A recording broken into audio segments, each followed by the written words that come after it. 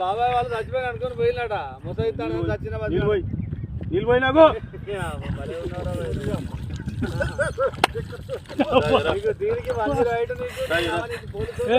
ఎందుకు పన్న వాళ్ళ ఎందుకు అనుకున్న వాళ్ళ ఈ చల్లదనానికి ఎండకు చేయలేక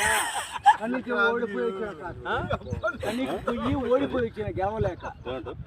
ఏం చేసావు 10 రోజుల నుంచి గణేట్ చేత నాతో గట్టించి నా కష్టం దోచుకొని గణేట్ రాయ్